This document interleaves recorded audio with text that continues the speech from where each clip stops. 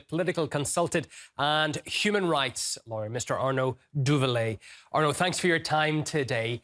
So that meeting happening right now, Mr. Trump making it clear that he wants if not a definitive resolution to the Ukraine conflict today, along those roads.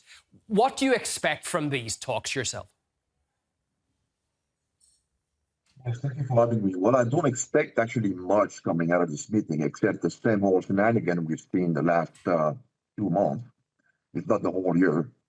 What I would actually try to point out to as of significance is the briefing given by Vladimir Putin, the general staff along the front lines, somewhere along the front lines, this last couple of days, where he essentially gave a final opportunity to the collective West, and in that sense, somewhat explicitly sending a veiled message to Donald Trump that the final opportunity to espouse the terms of the June 2024, the so-called Istanbul Plus terms, bearing on providing an end to operation to the extent the Kiev regime pulls out of the Donbass unilaterally. This train is leaving the station, so we shall see what happens. But essentially, the reality, the truth of the matter, as far as the conflict is concerned, is ongoing right now on the battlefield. So we'll see what happens. Obviously, outside of this meeting in Mar-a-Lago, but I don't really focus that much on this political kabuki, as it were. Okay. The fact, though, that President Trump spoke for over an hour with Vladimir Putin just ahead of his meeting with Zelensky, is that significant? Do you think that the US side will, Trump particularly, be taking into account Moscow's perspective and putting that forward? Well, I'm sorry to say, I mean, we wish this would have been done a long time ago. The only thing that Donald Trump has to do is basically put an end to the assistance, financial, material, and intelligence-wise, to the Ukrainian regime. He has all the keys, he holds all the cards, as it were. He's fond of using that term. Washington holds all the cards. I don't understand why we need to somehow convince Volodymyr Zelensky that it is in his interest to do X, Y, or Z. Zelensky basically is serving other interests than those people that are in the White House for the time being. So he's trying to basically blow cold and blow hard and blow hot, try to win time, SF time, spin his wheels. Then he will go back to his European curator, as Sergei Lavrov calls them, and they will come up with some kind of a counter offer, and nothing will get out of it. The first time, though, that I can remember on this, according to Yuri Ushakov, the foreign policy aide chief for the president, saying that the Russian and US leaders have a shared view that the ceasefire option proposed by the EU and Ukraine is not viable. What does that mean for ongoing peace efforts then? Well, what I just said, it's actually that we have Europeans and the Kiev regimes are either completely disconnected from reality or they are not negotiating in good faith. In whichever case, Kiev's latest offering, which bears on a somewhat symmetrical withdrawal from Donbass areas, I mean, from the front lines, both from the Russian forces and the Ukrainian forces, completely defies logic. I mean, this is the first time in military history that a vanquished party demands that these terms be implemented for the other parties, the triumphant party, to obtain what the forces of arms have obtained for him. So it's ridiculous on its face. And again, bearing on this particular point, I don't expect anything. It's almost like something comparable to the conditions required to hold an election. Volodymyr Zelensky claims that there's no possibility to organize such elections in Ukraine right now.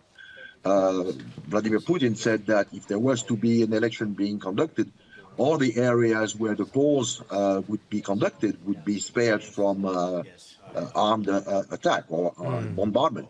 So there's always a possibility. What we need is a good faith partner, and obviously Volodymyr Zelensky and it. On the issue of territorial concessions, we heard just a question by the press, Arnaud, right before Trump and Zelensky went in to meet.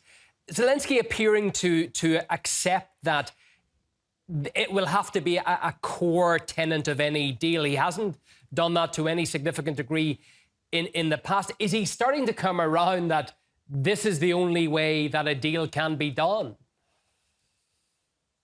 Well, if we go by prior instances where he had to actually come out of the bushes and say, okay, we're going to be doing specifically X, Y, and Z. No, I don't think there's any reason to believe he's going to come around on the issue of territorial concessions. He's been talking about, Russia pulling out of Sumy, Kharkov, but those areas, as we speak now, are about to be entered into substantially by Russian armed forces.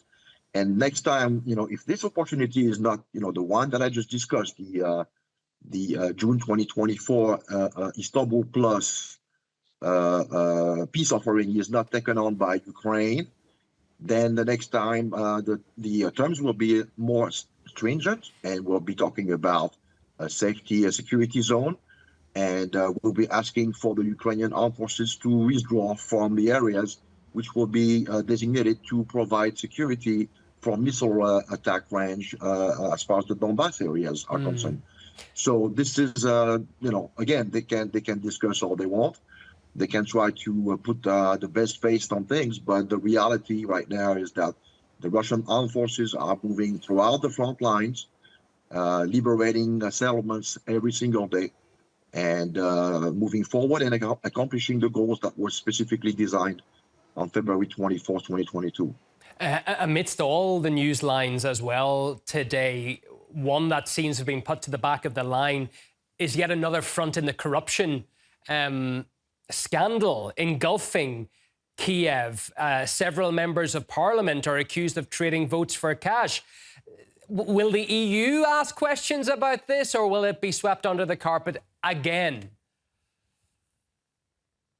Well, it's interesting. Last time this happened when Yermak was basically found out on the corruption issue. I mean, we were talking about $100 million, not much, a drop in the bucket when we look at the billions upon billions that, by all accounts, have been embezzled by that regime. The response has been to give them more money.